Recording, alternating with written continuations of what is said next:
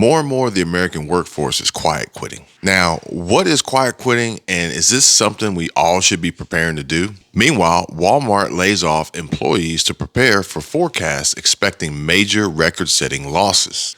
And as U.S. economy slows after 2 consecutive quarters of pullback, but President Joe Biden continues to resist recession label and touts historically strong job market. Now, enough is enough. And I'm tired of all the lies and BS that this is all transitory. I'm prepping my family for the economic crash. And I'm not going to put up with listening to the lies spread by the Biden administration that have no real factual and statistical data to back up their claims. Now, correct me if I'm wrong, but we all could use a little more money and lower prices and less inflation, right? And they continue to throw around these claims of the lowest unemployment rates in 50 years. Well, prove it. And even if the U.S. was at record low unemployment rates, that doesn't change the fact that the hardworking, middle-class American people still can't afford to buy a home, rent an apartment, put food on the table, or let alone stockpile for SHTF. Well, I did a little bit of digging, guys, and this is what I found. We as a country have several crises going on. Cost of living is up, gas prices are up, food costs more, much more. And we have enormous inflation, which reached double digits in some parts of the U.S. And although we have made some significant progress as we all attempt to recover from the peak of the pandemic, which saw record numbers of unemployment and people jobless, we still have yet to reignite America's economic growth. Republican Rick Scott suggested that reducing unemployment even further could be the answer. And a tweet sent out on July 17th claims that unemployment has not been lower than now for 50 years. National Republican Senatorial Committee Chair Rick Scott of Florida insisted that we need to get Americans back to work. I don't know. I thought that's what we were doing, unless you're of the mindset of Senate Minority Leader Mitch McConnell. But anyway, adding that if you're able-bodied, you don't have young children, or are an incapacitated dependent, get to work. But honestly, that's easier said than done, Rick. And I think he's on the same train with Senate Minority Leader Mitch McConnell, thinking that Americans just don't want to go to work because they're flush with cash in their savings and checkings account from stimulus checks from 2 years ago. But regardless, here are the facts.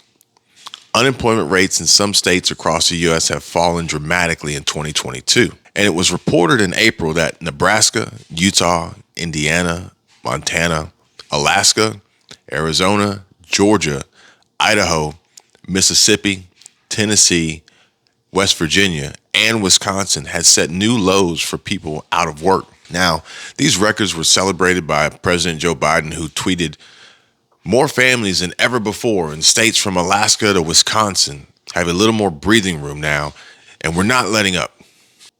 Repeat line.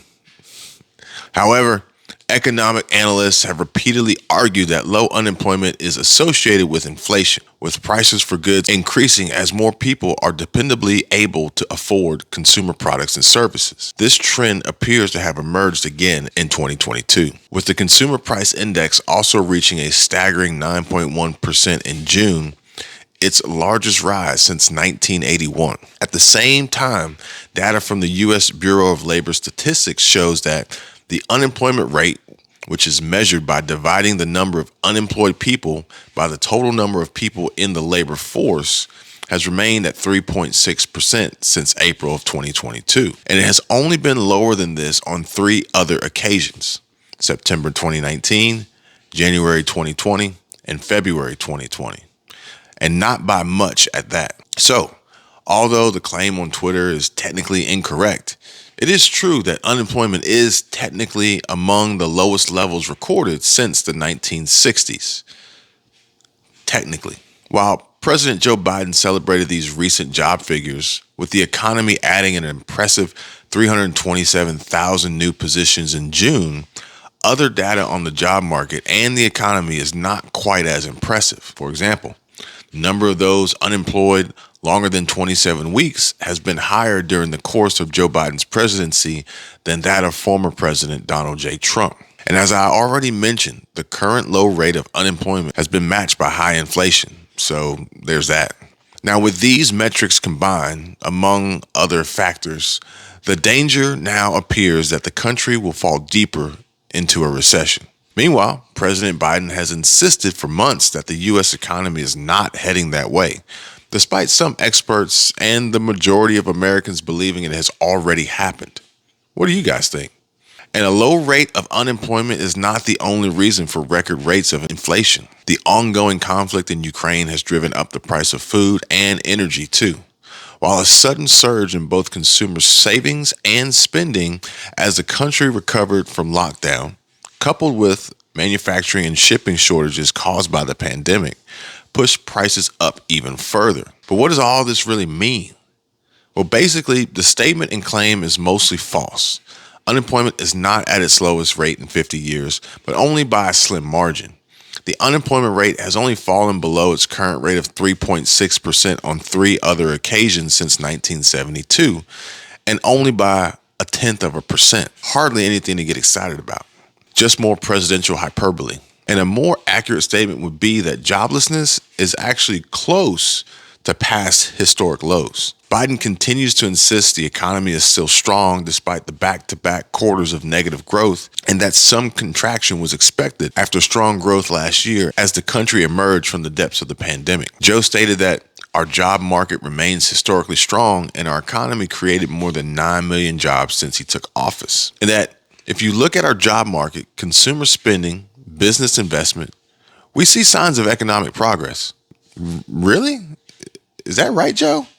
Because Walmart has just announced that they are beginning to lay off corporate employees just after it slashed its profits outlook and warned that consumers had pulled back on discretionary spending due to inflation. In a recent statement, the retail giant described the layoffs as a way to better position the company for a strong future, as they are planning to cut at least 200 jobs this round. A Walmart spokesperson said, "Shoppers are changing, customers are changing, and we're doing some restructuring to make sure we're aligned." Walmart is the largest employer in the country, and the company's economic warning had a chilling effect on the retail sector and investors, resulting in dragging down the stocks of companies.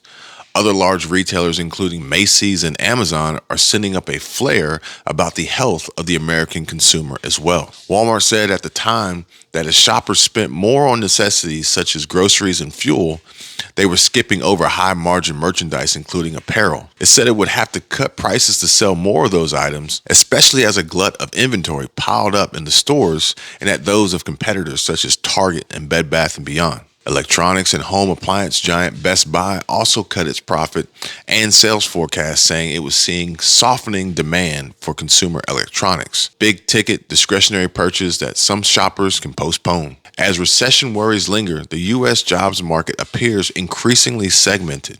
And this is exactly what we were talking about yesterday on the live stream, folks. U.S. job openings in June dropped sharply, but the labor backdrop remains tight, with 1.8 open jobs per available worker. Many of the companies that boomed during the pandemic, including Walmart's major competitor Amazon, have started to scale back on hiring. And Amazon's headcount shrank by 99,000 people at the end of the second quarter. Other companies, including Shopify and Robinhood, have already recently announced layoffs. And still others, such as Facebook parent Meta and Google parent Alphabet, have said they will slow hiring or focus on more productivity with current workers. And like I said before, more work, less pay. And at a worse time than ever, as the opinions surrounding the workplace continue to evolve for the American workforce. Gone are the ways of striving for the highest pay possible and the desire for special titles and your name on your office door. Now, there's a growing trend linked to a new philosophy of achieving better mental health. The term quiet quitting, which we discussed last night on the live stream, is all about modifying one's all-out commitment to their career. Basically, what it all boils down to is a quiet quitter will decide to put in the bare minimum effort at work, just enough to not get fired or laid off. Often, quiet quitting occurs when people feel burned out by their jobs. High stress, overworked, and underappreciated may get people to start thinking more about what they're missing out on rather than what they're gaining by going above and beyond at work. Oddly enough, some workers may consider themselves quiet quitters because they no longer want to respond to messages and emails in the evenings, or no longer want to work late nights or weekends to get their work done. Businesses and employers have seemed to have lost track and crossed the lines of a clear work-life balance and maintain their boundaries. Pushed by the pandemic, working remotely began to blur the lines between work and home, with many workers putting in way more hours than they had in the past. Now, I'm preparing now because quiet quitting is going to have a huge impact on our economy, inflation, and employment rates over the next 4 to 12 months. Republicans continue to hammer the Biden administration on their historically high inflation, which they link to the slowdown, and state that this is Joe Biden's recession. Biden can lie and deflect blame all he wants, but that will not alleviate the pain Americans feel every time they fill up their gas tanks, every time they go to the grocery shopping, every time they check their retirement balances or their savings accounts or balance their budgets. Biden and Democrats are responsible for our shrinking economy, and they're only trying to make it worse. This, according to Republican National Committee Chairwoman Ronna McDaniel, the Biden administration has ramped up a messaging effort to convince the public that the country has not entered a recession, noting that the U.S. has added 2.7 million jobs this year, and consumer spending has continued to rise despite record high inflation, which the Federal Reserve aims to cool through interest rate hikes without setting off broader economic shockwaves. Now, several economists don't believe the soft landing the Fed is hoping for is possible. And I don't really think it's possible either. But we'll have to wait and see how that one pans out.